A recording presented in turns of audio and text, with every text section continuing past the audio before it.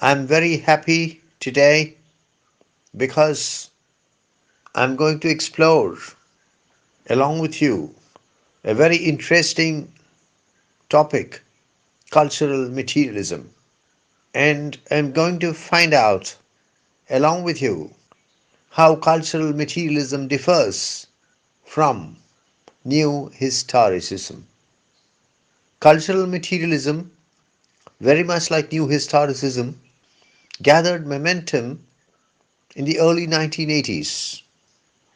It is sometimes said by students and even teachers that the term cultural materialism was coined by Raymond Williams, but that is wrong because as early as 1968, as early as 1968, the American anthropologist Marvin Harris had used the term cultural materialism in his first important book, The Rise of Anthropological Theory.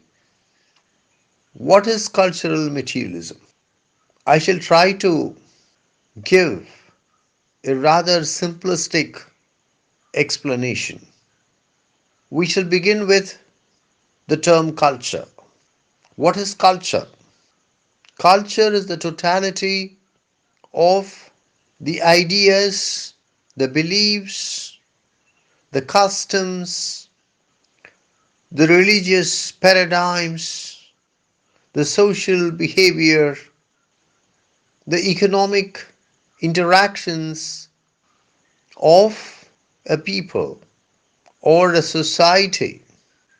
Culture is also the manifestation of human achievement, such as the arts, such as literature. Now, what is materialism? Materialism is the philosophy, is the approach which prioritizes material things or the physical reality over other aspects. Karl Marx was most certainly a materialist.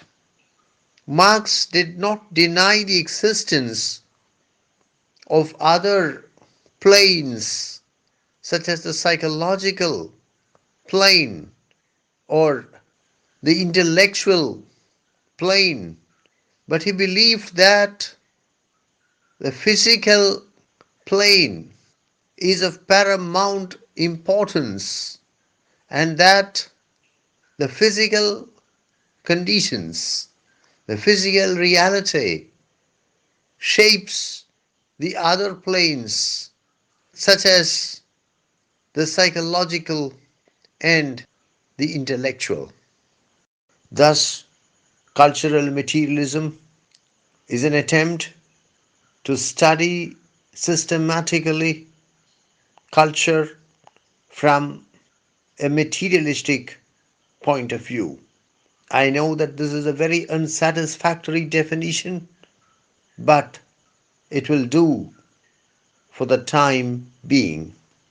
Though, as we have seen, Raymond Williams was not the first person to use the term cultural materialism, it was the work of that British Marxist, or more accurately, that Welsh Marxist thinker, theorist, academic, and novelist, which forms the basis of cultural materialism.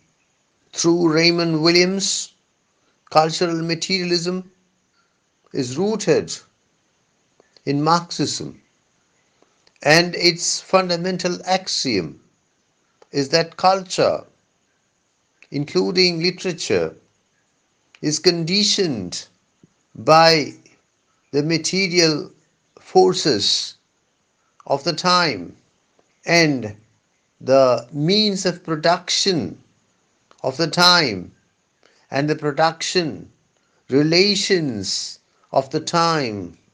Though very much Marxian, cultural materialism could not avoid being Foucauldian as well. The fundamental axiom of cultural materialism is that the dominant ideas of a society are those ideas which are backed by power. Cultural materialism believes that power tends to generate the domination of the ideas of itself. Similarly, cultural materialism holds that there is nothing individual about the individual. It holds that the individual is constituted by social formations and that the individual is frequently the site of cultural conflicts. This applies not merely to powerless individuals but also to powerful persons like kings and queens. And cultural materialism thinks that it is the task of the practitioner to expose these cultural conflicts.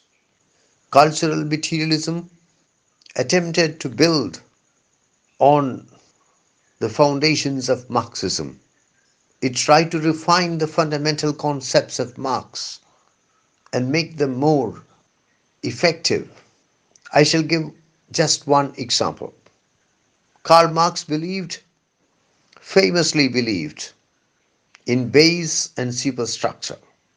Marx said that economics is the base and that everything else, politics, religion, sociology, literature, the arts, culture, is a superstructure.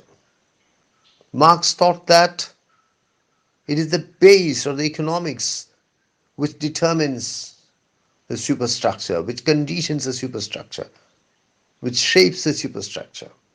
Marvin Harris attempted to adopt a more refined perspective. He developed a three-pronged paradigm instead of the base superstructure paradigm of Karl Marx. Harris identified infrastructure, structure, and superstructure. According to Harris, infrastructure is the mode of production, is the population, is the demography.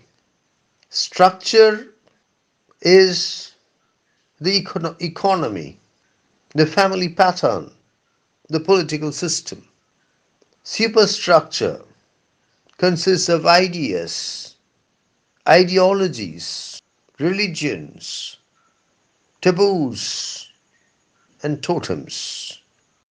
I would like to mention a very significant book in the development of cultural materialism, and that is Political Shakespeare, the anthology edited by Jonathan Dollimore and Alan Sinfield in 1985.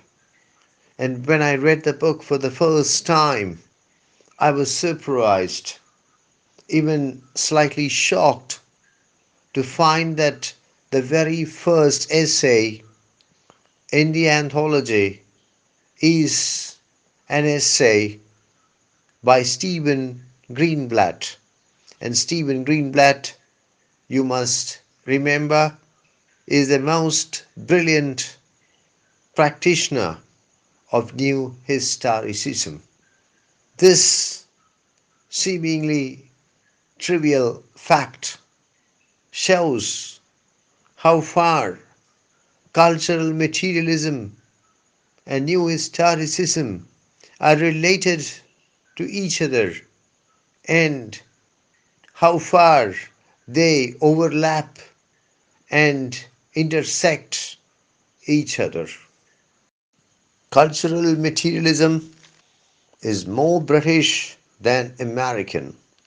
Raymond Williams and Jonathan Dollimore are both British scholars.